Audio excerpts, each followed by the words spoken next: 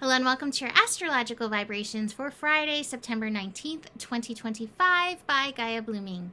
I am Mimi and our energy mantra for today is I practice my responsibility to my reality experience.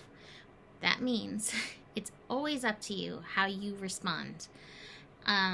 And this is part of our responsibility, is to bring our awareness to how we are affecting, impacting our personal reality, which is everything that's happening around us, but also within us, in our body, by how we are responding to it, whether we are responding to it by speaking or acting, or even how we're thinking.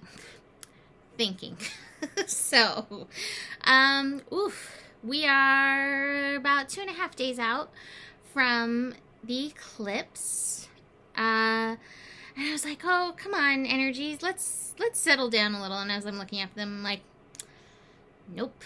So we have two shifts today. We have Venus moving out of the sign of Leo and into Virgo fairly early in the day. We also have the Moon moving out of the sign of Leo and moving into Virgo, again, fairly early in the day. In fact, they're moving in about like 16 minutes apart from each other. So we wake up in the zero. Oof. And when Venus shifts, it can be a little bit challenging because Venus shifts and moves to the zero energy, which means the grace energy that Venus brings is also at zero capacity. Now, it's not to say that we can't have grace, that we can't bring grace, but I often find like Venus 0 days can feel a little bit struggle bus with things. So be aware of that. With Venus moving into Virgo, awareness of your body, self-care becomes critical. But we also have to be very aware of our critical nature when it comes to Venus in Virgo. Having dated many Venus and Virgo people, I can tell you that critical nature can be very real. And it's in relationship. Venus can represent relationship, but it also can be in relationship with ourself, with our body, with our thinking, with your whole and holy self. So with this transit of Venus in Virgo, which will last just about a month, it's just usually slightly less than a month, we have to be very aware of it. I think the number one call that I'm feeling with Venus in Virgo is really awareness around our physical reality and our physical experience of reality, which happens through our body. A lot of times we process it in the mind, but our body also feels and experiences and responds. And so it can be very helpful to start listening to your body, to its responses, and recognizing what needs it has and how you can show up. I think that Venus in Virgo can also be a beautiful time to work on the mind, and with such strong mental energy, that can be very supportive. So, thunder rumbling in the background. love that cue. You probably can't hear it because it's not that loud, but I think with Venus moving through the sign of Virgo, this is going to be a really good time to notice your critical mind. There is a place for the critical mind. There is a place where that energy can be very helpful and can help you shift, bring in changes that you may need, bring in support that you may need. But there's also a place where that critical mind can be destructive, where it can pull you out, take you down. And that's what I'm wanting you to be very aware of in this energy, noticing where, when, how you are doing that, and where you can shift it. Now, I do think that this goes hand in hand with this eclipse coming in. This eclipse at 29-degree Virgo, the final degree of Virgo, is meant to help us heal shift, complete some of these energies and notice them. So with both the moon now in Virgo and Venus in Virgo today, you, plus the sun, with these final degrees of Virgo, you may see, feel, experience an increase of this critical energy. Utilize it for your healing, but also see where you can shift to a whole and holy approach, where you can see the divinity, where you can see the beauty. I believe that there are lessons in what we consider our imperfections, and there's beauty in these imperfections at times too, and learning to embrace these things can be really powerful. One of the cards we have today is the experiencing card, and I always say this card is a card of like, yeah, there's some challenges, there's learning that you're doing, but this will lead to growth. And this feels like all these Virgo energies to me that can definitely help. We also have the rebirth card, which also has shown up a few times this week, and I do think this is major with the eclipse energies.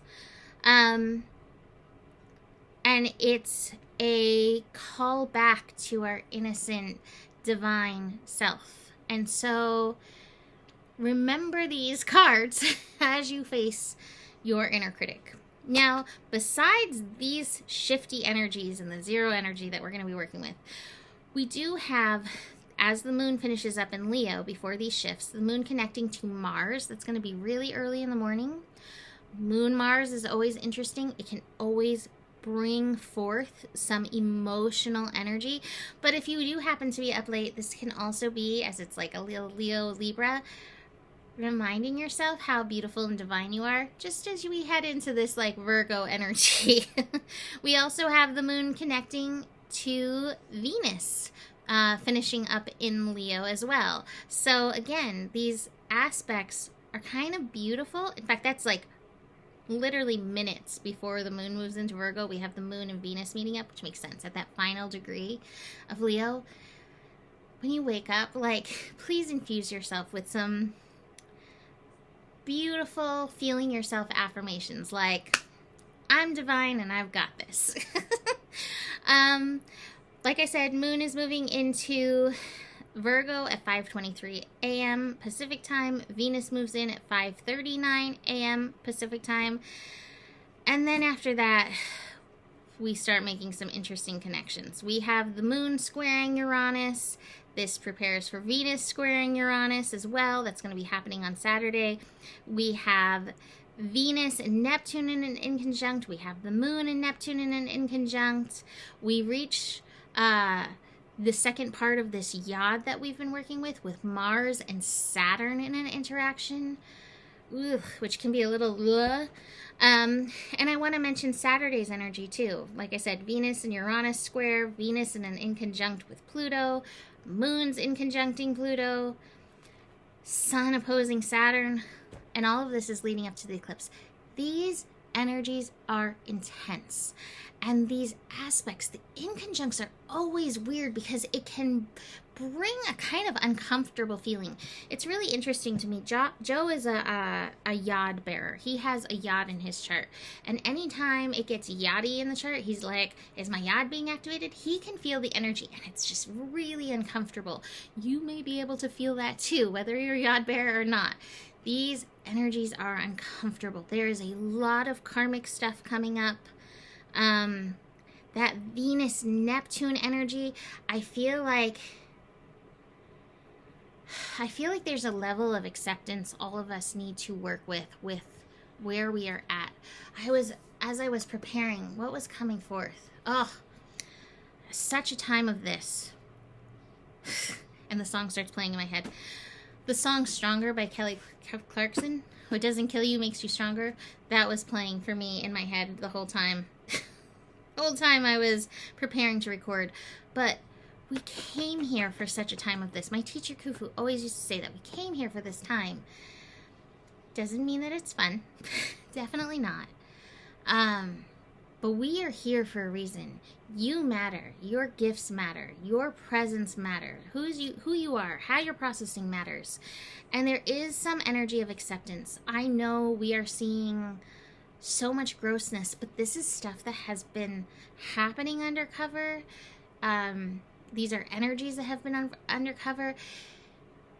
This is purification. And I was thinking about, like, when we get sick, one way or another, we need to purge and purify, right?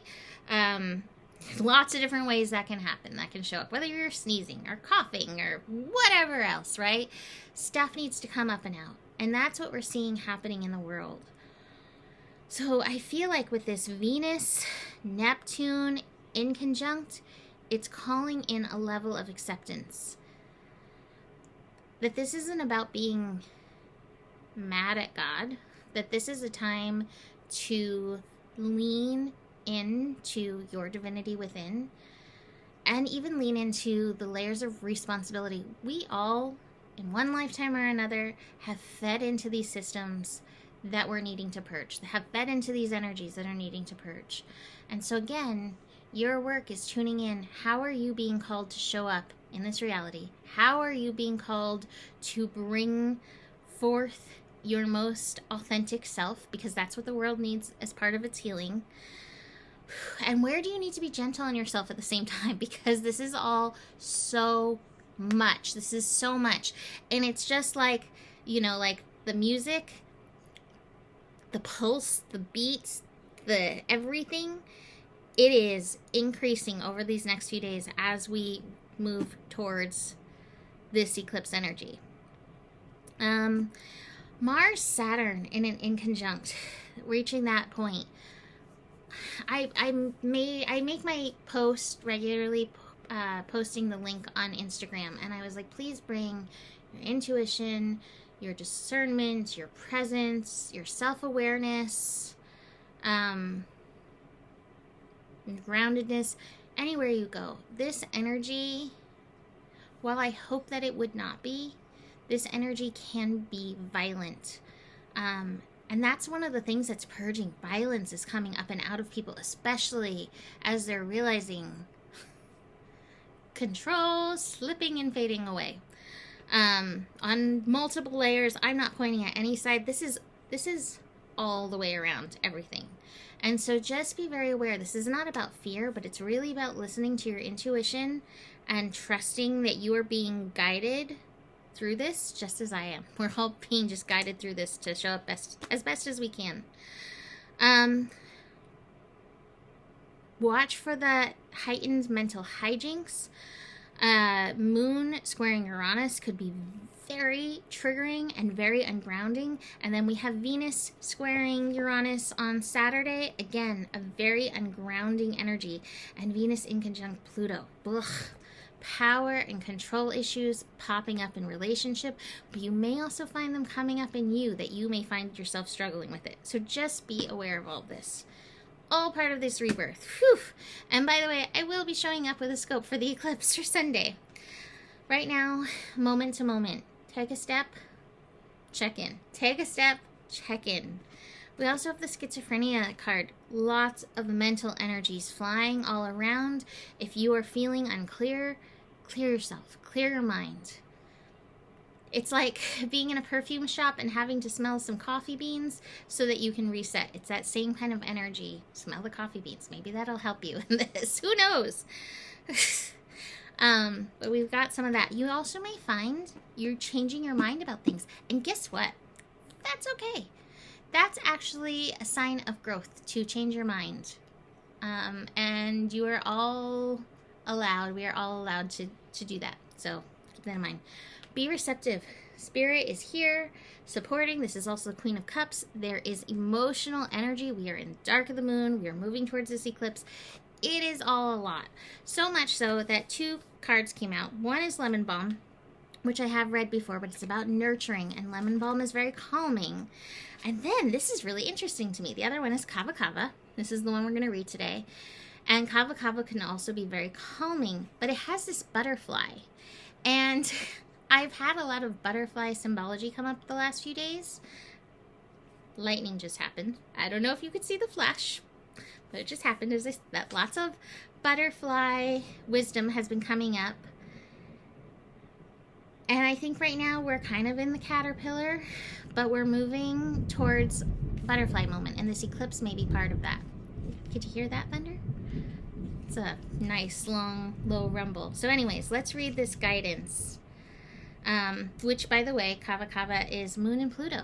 And we have a Moon-Pluto connection, inconjunct, fast-moving, but still, using a little Kava might be supportive. So, if you do take Kava Kava, do not use a vehicle after, as it can make you very drowsy and spacey sometimes. Kava's energy moves through our nervous system like a butterfly, relaxing, widening, and assisting us in surrendering. Although you might be amid an important moment in your life, remember that you don't have to do it alone.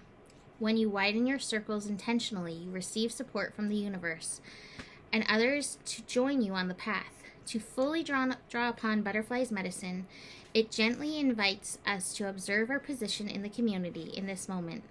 Are you a protector, creator, connector, or visionary? And how does that correlate this moment in your life alongside your personal evolution? Egg, caterpillar, cocoon, or butterfly?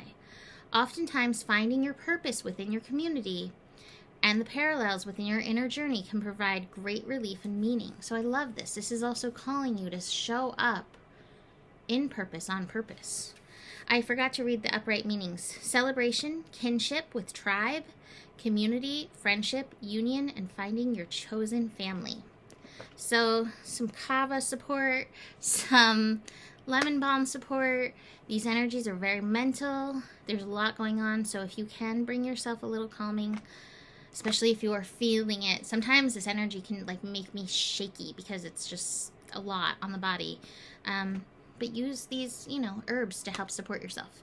You can also book a reading. You can book a clearing. If you want to know what a clearing is about, please reach out to me. I will do my best to explain. And besides that, the better it gets, the better it gets. There's more than enough love in the world for you. You have the power, and may your guiding light be strong, and know that you can trust the process. Namaste.